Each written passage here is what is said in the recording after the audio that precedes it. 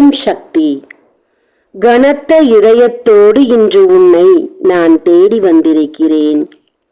சொல்வதற்கு வார்த்தைகள் இல்லாமல் நான் வாயடைத்துத்தான் போயிருக்கிறேன். என்னை இந்த நிலைக்கு தள்ளிவிட்டார்களே என்ற வேதனையில் நின்று கொண்டிருக்கிறேன். எனக்கு மட்டும் உன்னை விட்டால் யார் இருக்கிறார்கள்?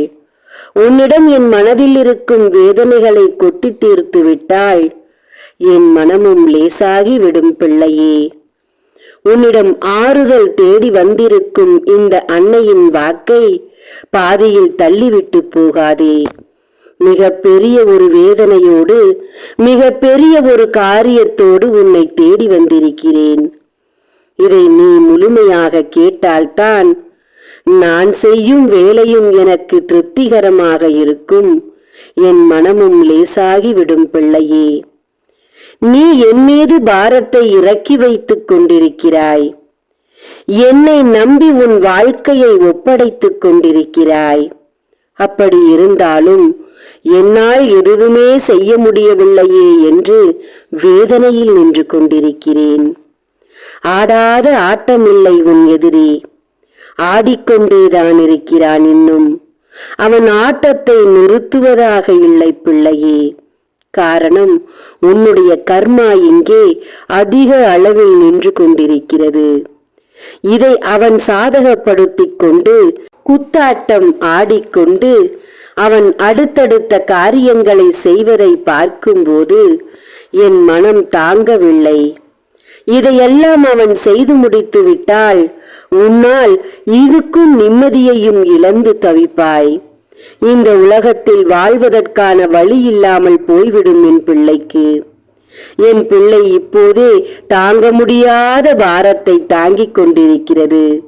இந்த நேரத்தில் அவன் இதையும் கொடுத்தால் உன்னால் தாங்க முடியாது என்றுதான் இன்று இந்த முடிவை என் கையில் எடுத்து வந்தேன். எந்த தாயும் செய்யக்கூடாத ஒரு காரியத்தை நான் செய்ய போகிறேன். மனம் வெறுப்பாகத்தான் இருக்கிறது. வேறு வழியில்லை என்ற இடத்திற்கு நான் தள்ளப்பட்டு விட்டேன். பிள்ளையே, நல்லவனாக இருந்தாலும் கெட்டவனாக இருந்தாலும் அனைவரும் தாய்க்கு பிள்ளைதான். ஒரு கெட்டவன் ஆரம்பத்திலேயே, அதாவது பிறக்கும் போதே கெட்டவனாக பிறப்பதில்லை பிள்ளையே.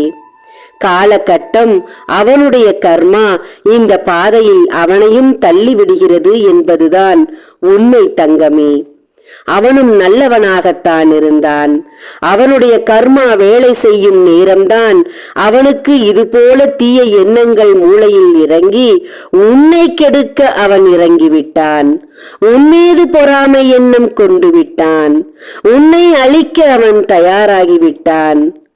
பிள்ளையே, அதுதான் இங்கே வேதனையாக இருக்கிறது. அவனின் கர்மா அவனுக்கு செய்ய வேண்டியதை செய்து கொண்டிருக்கிறது நிறுத்தாமல். அதெல்லாம் தெரியாமல் அவன் ஆடிக்கொண்டிருக்கிறான். அவன் இறுதி முடிவை தெரியாமல் அவன் இன்னும் ஆடிக்கொண்டுதான் இருக்கிறான். அவன் ஆட்டத்தை நிறுத்துவதாக இல்லையே என்று நான் வேதனைப்படுகிறேன். உன்னிடம் எப்படி வந்து நான் பேசிக் கொண்டிருக்கிறேனோ அதே போலத்தான் உன் எதிரியின் கண்களிலும் பட்டு அவனுக்கும் நான் வாக்கு கொடுத்து கொண்டிருக்கிறேன். உன் எண்ணத்தை மாற்று, உன் செயலை மாற்று என்று பல முறை நான் எச்சரித்து விட்டேன். ஆனால் அவன் அதை மதிப்பதாக இல்லை. அவனுடைய எண்ணத்தில் இறங்கி இருக்கும் அந்த கர்மாவின் வேளையும் தீய சக்திகளின் வேளையும் அவனை ஆசுவாசப்படுத்தாமல் ஆக்ரோசப்படுத்திக் கொண்டிருக்கிறது. அதனால் தான் அவன் அங்கே ஆடிக்கொண்டிருக்கிறான், இன்னும் உன் அழிவை அதிகமாக்க வேண்டும் என்று. சொல்லி சொல்லி பார்த்தேன், என்னால் முடியவில்லை. இன்று நான் ஒரு முடிவெடுத்து வந்துவிட்டேன். மீண்டும் சென்று எச்சரிப்பேன். அவன் திருந்திவிட்டால் அவன் வாழ்வு அங்கே காப்பாற்றப்படும். இல்லை, தீய சக்திகளோடுதான் கைகோர்த்து நான் ஆடுவேன் என்று அவன் முடிவெடுத்தால் என் கைகளில் இருப்பதை அவனுக்கு கொடுத்து அவன் வாழ்வை முடிப்பேன். அவனுக்கு தண்டனை கொடுப்பேன். அவன் செய்த வினையை அவனையே அறுக்க வைப்பேன். அவன் பல இன்னல்களை பலருக்கு கொடுத்து விட்டான். அந்த இன்னல்கள் எப்படிப்பட்டது என்பதை சிறிது சிறிதாக அவனை அனுபவிக்க வைக்கப் போகிறேன் இன்று முதல். தங்கமே, என் மனதில் இருப்பதையெல்லாம் உன்னிடம் கொட்டிவிட்டேன். நீ கவலை இல்லாமல் இரு. உன்னை போல பல பிள்ளைகள் இங்கே எதிரிகளால் பாதிக்கப்பட்டு வாழ்க்கையை இழந்து தனிமையில் நின்று கொண்டிருக்கும் அத்தனை பிள்ளைகளுக்கும் விடை கொடுப்பேன் என்பது இந்த தாயின் சத்தியம். தங்கமே, உன் கைகளில் ஒப்படைக்க காத்திருக்கும் 48 நாள் பூஜையில் வைத்த எந்திரங்களும் சாம்பராணியும் ஆண் பெண் உருவத்தையும் சத்தியநாராயணா படத்தையும் வாங்கி பூஜைகள் செய்து பரிகாரங்களை செய்து கொள். ஓம் சக்தி. நன்றி.